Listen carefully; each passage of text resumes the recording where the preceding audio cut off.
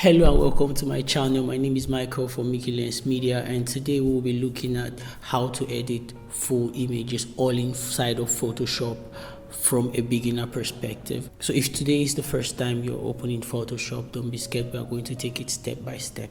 Right, so first off, I am going to be talking about how to record an action, like the frequency separation action, the dodge and burn action. So we would save time, so we can use them over and over again and not have to be creating it again. And sometimes I get messages saying I should keep a link to where you guys are going to download the action.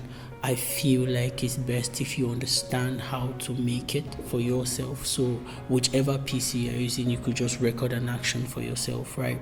And what we will be learning in this class is we are going to be learning how to record action, like I said, and we are going to be learning frequency separation. What is frequency separation? Frequency separation is separating an image into two frequencies, the high frequency and the low frequency, where the high frequency contains the texture of the image and the low frequency contains the color of the image. So we can work on both of them independently and non-destructively, such that if we make any mistake or something, we can easily just take out that part and then continue from where we stop. So first off, when you come into Photoshop, you will be greeted with a welcome screen, just as this one that says welcome to Photoshop. Now, once you're here, you can either drag and drop a file, or you can select one from your computer by clicking on it, and it takes you to where your images are. And you can easily just pick up any one you want and bring into Photoshop, right?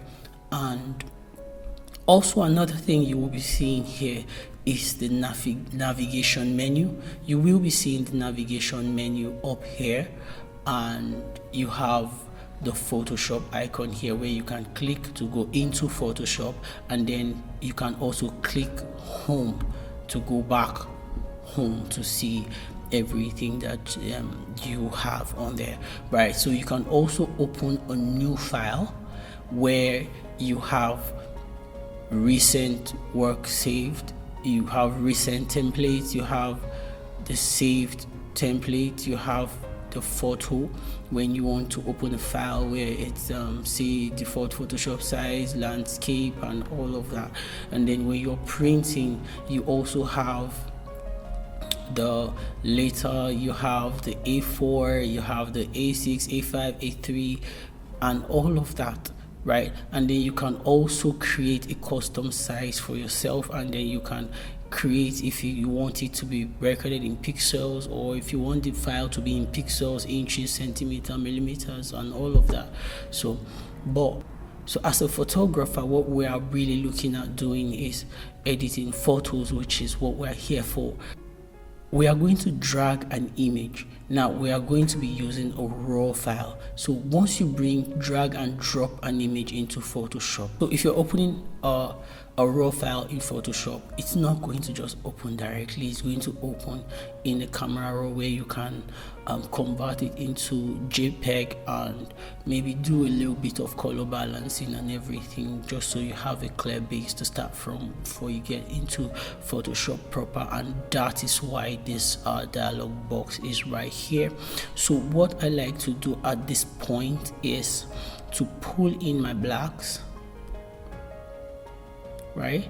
To pull in my blacks and then open up my shadow a little bit, right?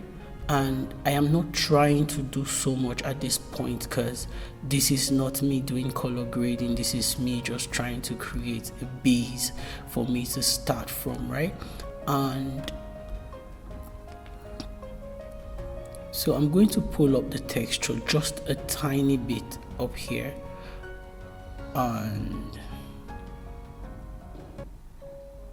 and that's pretty much what I'll do for now. So you can toggle this on to see your before and after, as you can see, I have not done too much, and I am going to hit open right here, and then Photoshop is going to actually now open the image as a JPEG file. Right now, at this point, what I would want to do, but first off, let me speak to those who are opening Photoshop for the first time. Right, I don't want you to feel overwhelmed by this whole interface that you're seeing here. I want you to break it into 5 categories. If you need to write, you can write down. Right now, I want you to look at this section here. This is where your tools are, where you're going to be picking the tools that you're going to be using to work. This is one. Now, I want you to also look at the navigation menu here. This is 2.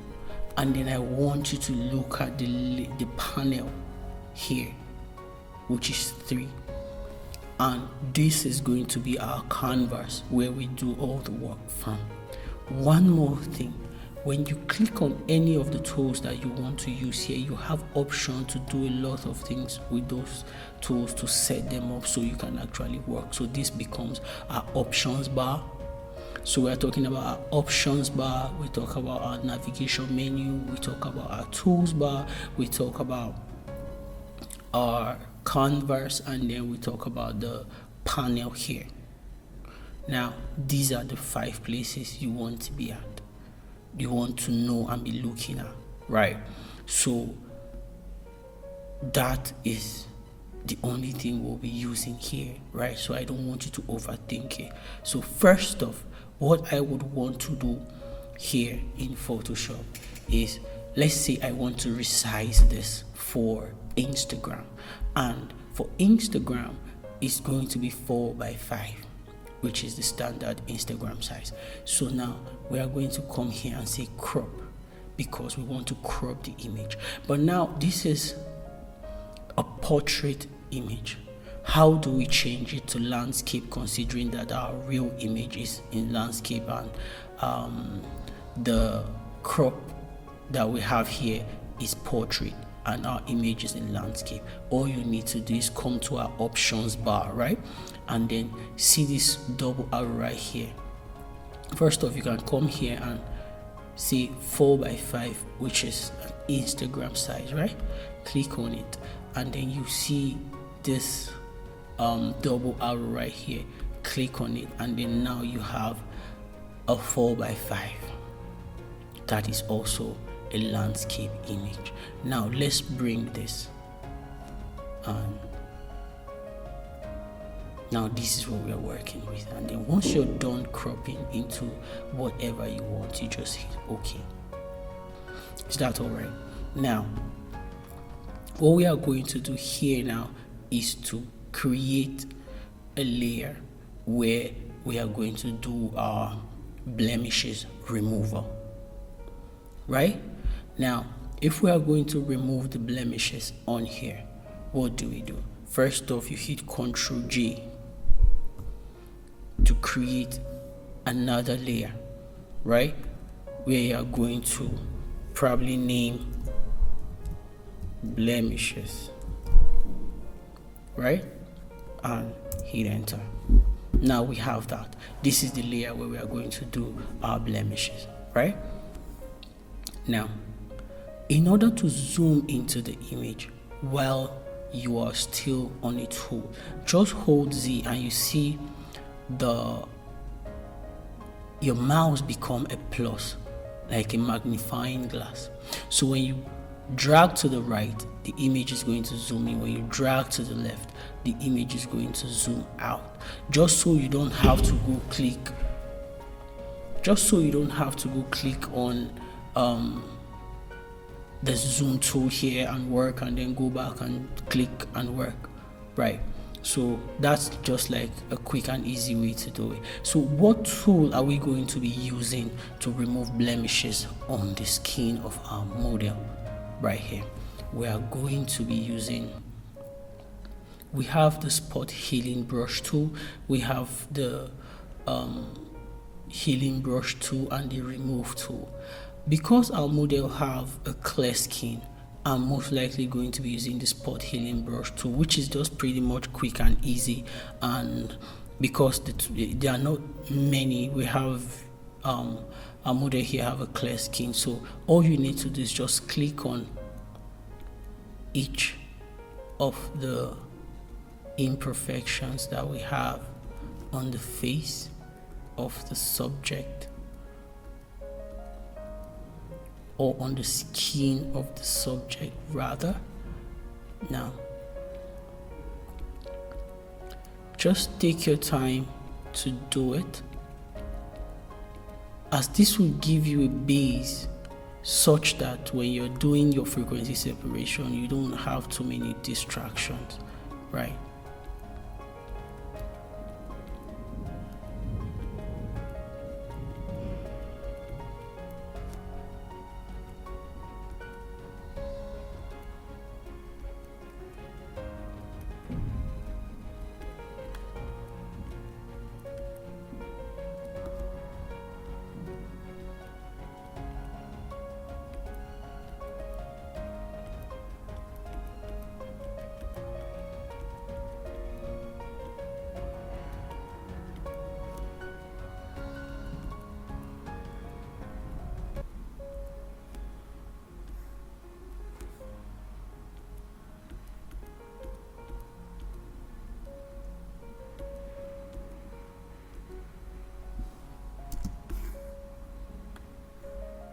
So if you're wondering how I'm able to move the images from side to side without zooming out, when you press the space bar on your keyboard, and then you can just click and move the images, and then maybe when you're done and you want to see the image in full, you can hit Ctrl+0 to fit the image to screen. So far this is how far we have gone. This is before and this is the after. Let's zoom into the image a little bit so you can see clearly. So this is before and this is after. This is before and this is after, all by just using the spot healing brush tool and just clicking on the pimples that we have on there, as minute as they are, right? And we already have a very beautiful photo right here that we can work with. Right now, the next thing we are going to do, we are going to create our frequency separation, right? But then again, we are saying that I want to show you how to record your frequency separation action, just so that you can always have it and then use the action when you need to. Right now, let's come here. Oh, I don't have my actions panel open up and I don't have it or anywhere around here. So how do you bring it up? You come to your window and then, oh, here is my action right here. So you click action and you see this play button right here comes up, and I have loads of actions right here. So but we are saying we want to create one for ourselves, right? So let's assume that we don't have any here. Right now, how do you record? I am currently in a button mode, so I'm going to click on uncheck this just so that I can have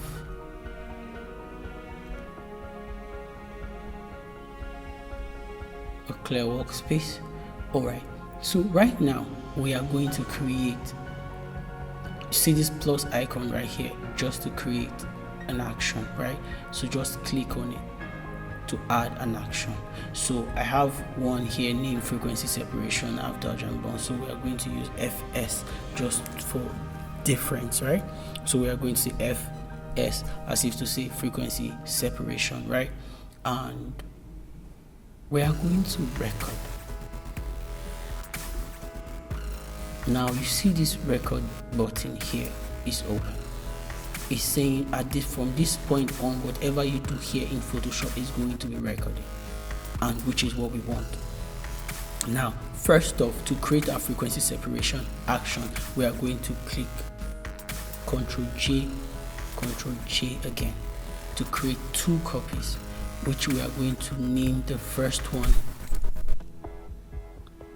low frequency. We'll just name it low, and we're going to name the top one high, right? And that's it. First off, we are going to turn off the visibility of the top layer. Now we are going to select the low layer. Right now we are going to come to we want to add blur to the low layer, so we are going to come to our we are going to come top here to our navigation menu, and then we are going to see filter, because the blur is a filter. So you click on filter, then you see blur, and then we have different kind of blur, but for this one we will be needing the Gaussian blur. Now you click on the Gaussian blur. Now this comes up. Now how do you decide what blur radius to use? Let's take it down. Now it's as though there is nothing, right?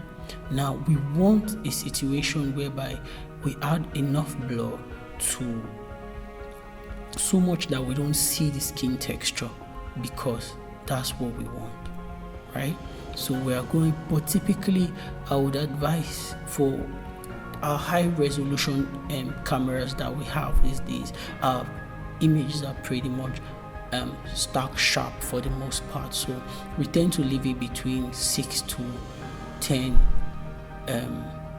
pixels radius, right? Now for this I'll be doing 8, right? So, and if you can look here and see, you can't really see details anymore, right? And that's okay. That's where I want it to be. So I'll click OK. Right. As you can see, every step we're taking is being recorded where we just did Gaussian blur, and that's on there, right? Now we'll come now. Our image is blurry. Now we'll come here and turn on the visibility of the top layer, and then you see it's back up, right? Now we are going to make this layer a texture layer, so we are going to select the high. So we are going to select the high frequency. So we are going to come to image and say apply image. Right now on this dialog box here, you see here it says layer and it's unmerged, so we are going to remove that from merge and take it to the low layer, right? And we are going to change our blending from multiply to subtract, and let our scale be 2 and let our offset be 128, and just hit OK. Now we have this gray layer right here. What we can do to bring our image back is to come to the blending option right here, click on it and take it down to linear light. Now it feels as though nothing happened, but your image has been splitted into 2. If you turn off the visibility of the high layer, you're going to have a blurry image, and when you turn that on and turn off the visibility of the low layer, you're going to have image with so much texture. That is to tell you that they both come together to create one image. Is that clear? So now let's group both of them by highlighting both of them and hitting Ctrl G. Now this is our frequency separation FS, just like we've named it before, right?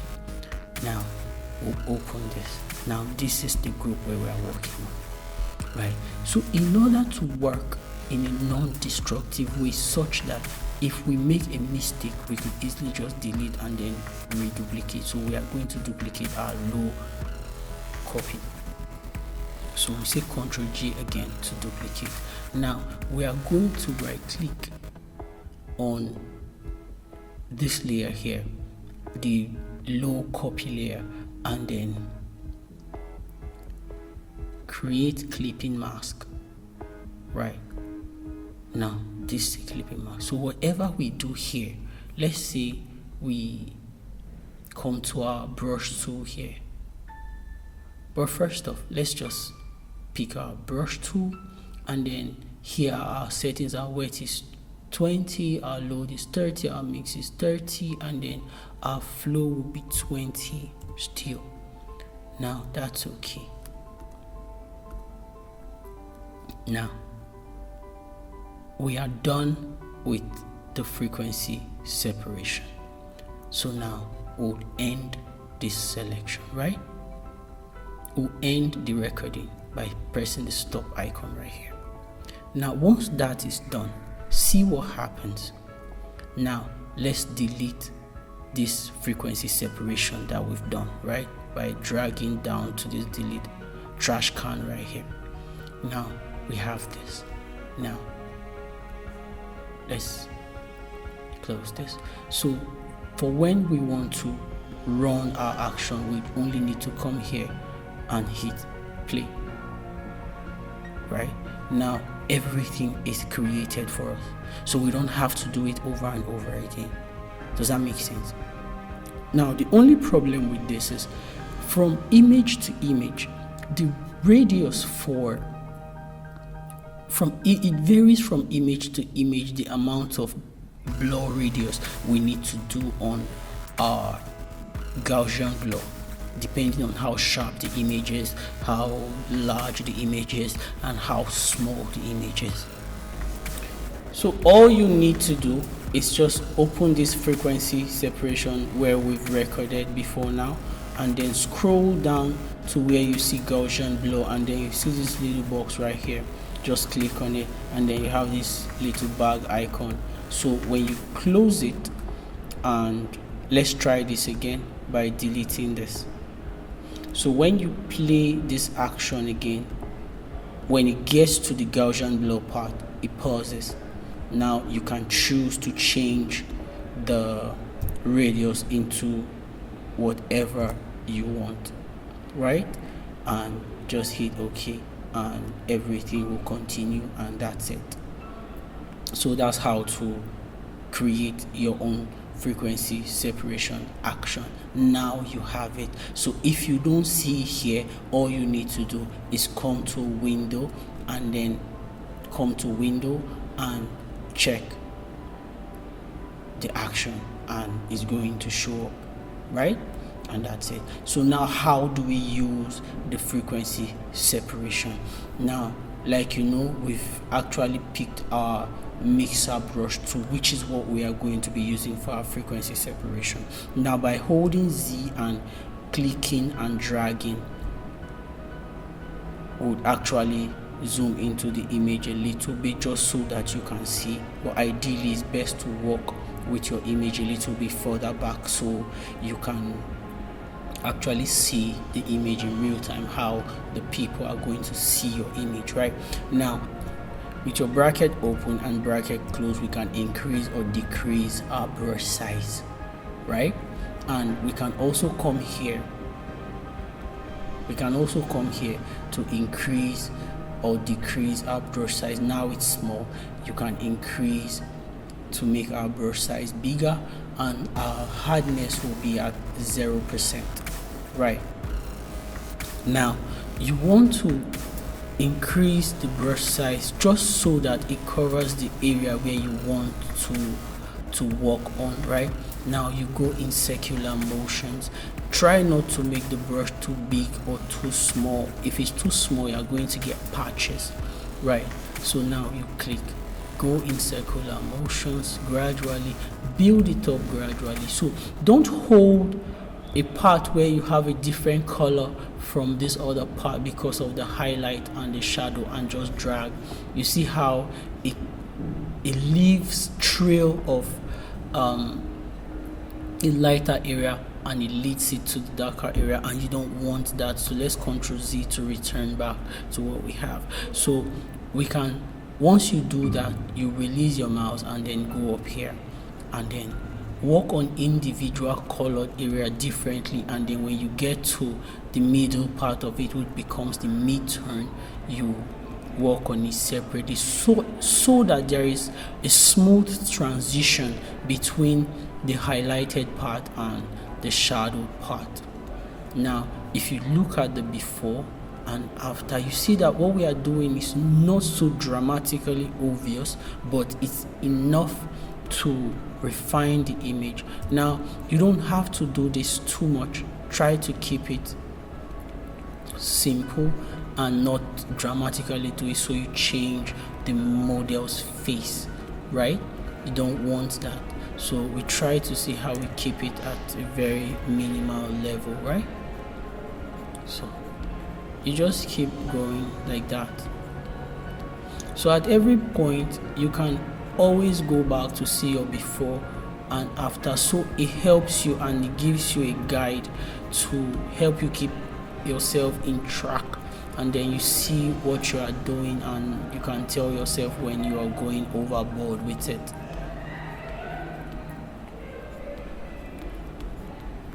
Right, so let's go. So I didn't remove this here because that's one of the feature of the model. She has a beauty mark right there, and as you can see, she's really beautiful, right?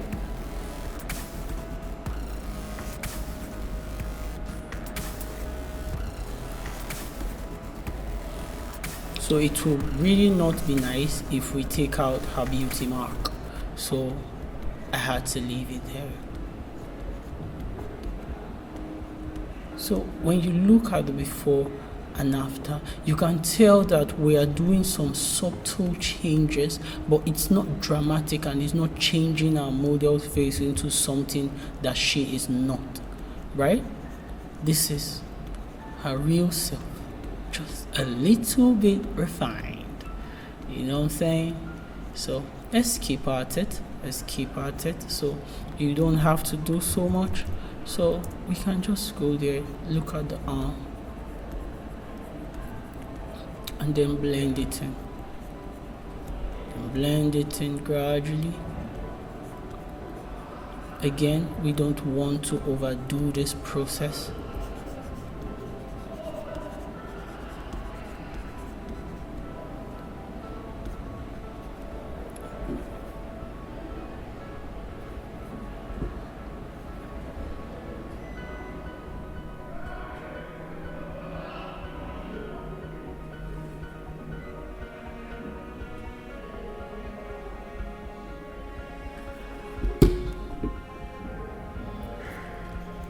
So we just keep going and we keep going, and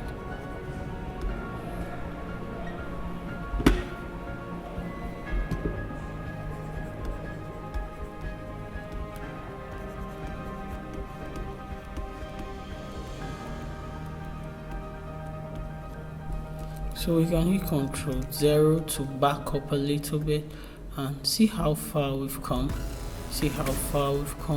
You see this part right here.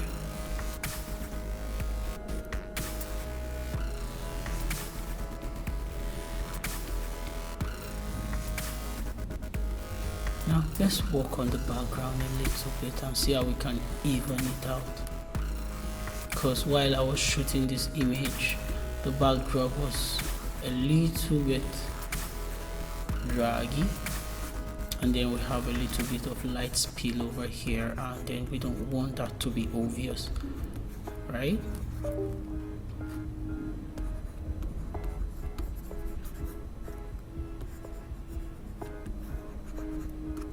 Alright, so this is our before and this is our after. This is our before and this is our after. You can tell that we've done a lot to this image and we didn't quite change her. So if you think that you've actually done this process too much, you can actually pull down the opacity a little bit. I like to do that sometimes just so that I can let the original skin texture bleed out a little bit, right? So if I go to before and after, you can see we still have a lot of skin texture in there because all what we've done on the low layer. right? And we're not going to really touch the high layer because we have done the blemishes removal from the very beginning before we did our action.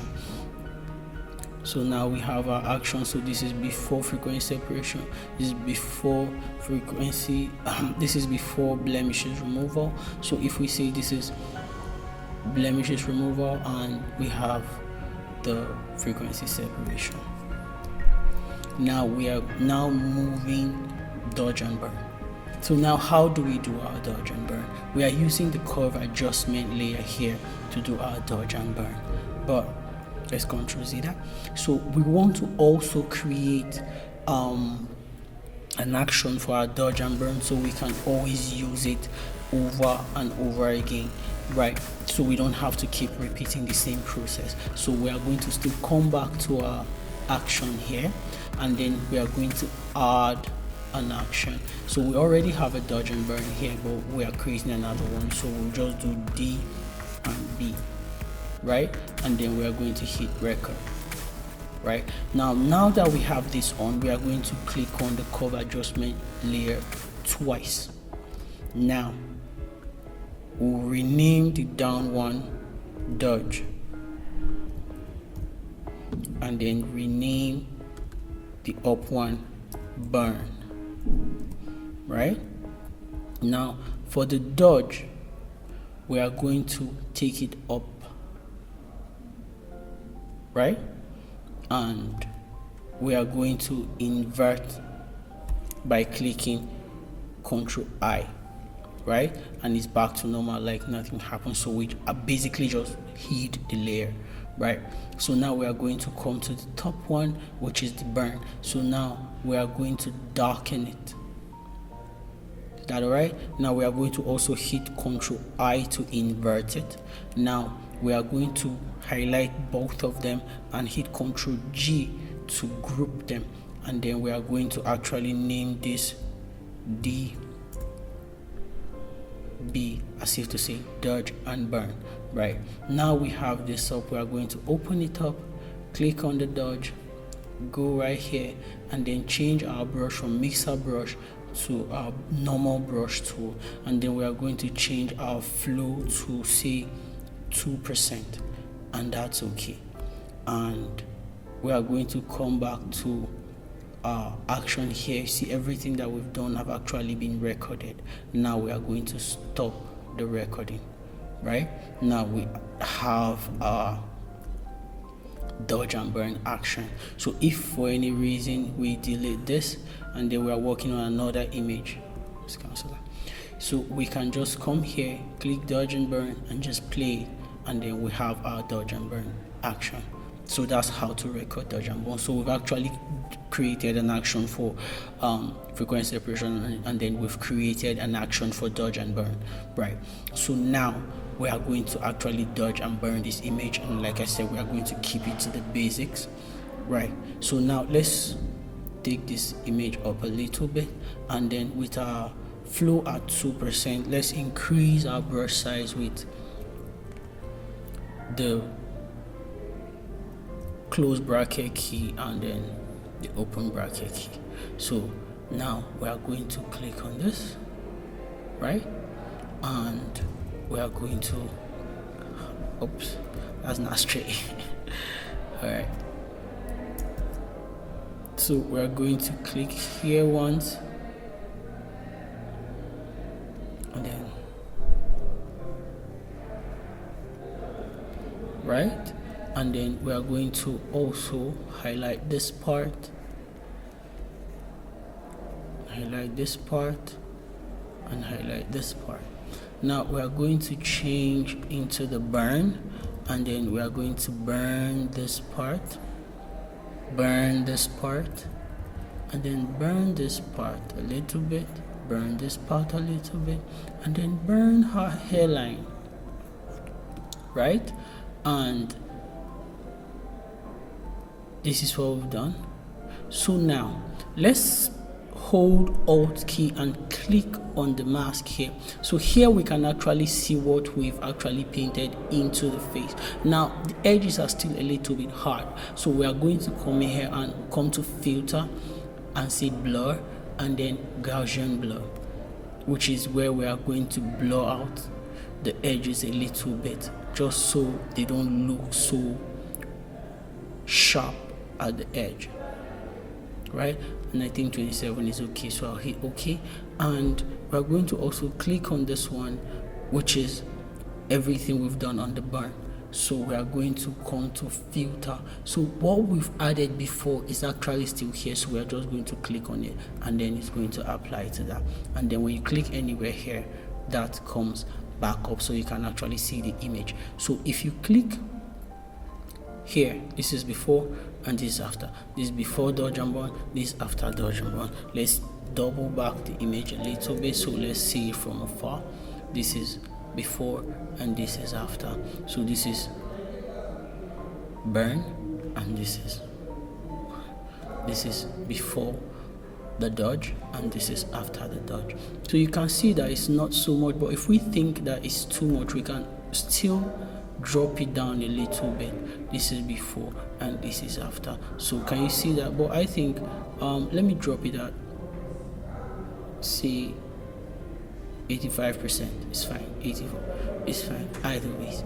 So now we have that. So this is before dodge and burn, this is before frequency separation, this is before blemishes removal, and this is our before, and then this is after blemishes removal, after frequency separation, and after dodge and burn. What we want to do from here on is to create a levels adjustment. Right now we have our levels adjustment here. So what I like to do is to pull in our blacks a little bit, just to add a little bit of contrast to the image. Say 13 is fine. So now let's pull in our white a little bit. So there is a pretty much decent contrast to this image right now. You can see that, right? So we are also going down to our color balance. Now for our color balance here, if you want the image to be a little bit yellowy, right, you can just add that a tiny bit right here. Can you see that? And you can take away, you can add a little bit of cyan to the image, right? And you can see how pretty this looks. All right, so we are going to hit Ctrl Shift Alternate E to create a stamp visible layer, which we are going to take into camera raw, right? Or another way we can do it is to come to filter and then come to camera raw, filter, and then you see the shortcut is Shift, Ctrl Shift and E, right? And then just click on it, and then camera raw will still open. Right now we are going to pull in our blacks a little bit, and then pull out our shadow a little bit again. So we're going to pull down our saturation a little bit, and then we'll pull our highlight to compensate for that, right? And we're going to also come here and we're going to select the background. So when you click on that, wait for Photoshop to do its thing.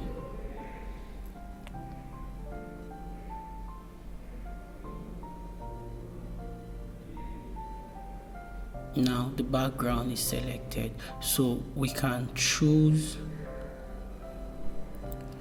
to come down a little bit and drop down the saturation, just so the red is not so poppy and it's not interfering with her dress. And then we can also drop down the black a little bit, so the distinction between her dress and the background is actually visible. And then we actually pull her away from the background a little bit. It creates a difference, like she's further away from the background, and that's why I tend to do that sometimes. So what else? So I can easily pull in the shadow a little bit, just to add a little bit of darkness if I want. Well, I don't think I need to do too much with that, so I can just hit OK right now, and voila, this is what we have. And this is before and this is after. You can see we've actually taken this image to a very serious part, right? So another thing we can do here is to hit black and white adjustment layer right here, and then just hit Ctrl I to invert it, just to use that to increase the brightness of our eyes. And we're going to drop our flow to like say 30, and we're going to brush that in there.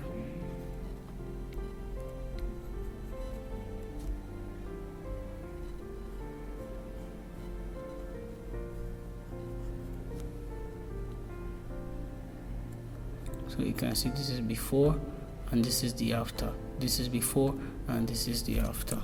So let's take that away, and pretty much this is how far that we've come with this image. Let's group all of this and say this is the before and this is the after. Let's zoom up a little bit. This is the before and this is the after. So if you've actually stayed onto this video to this part of the video, you could consider subscribing and liking the video so that you can see more of this content. So, and this helps us to grow and then create more videos for you guys so you can also learn more. Thank you so much. You're pretty amazing, and stay blessed.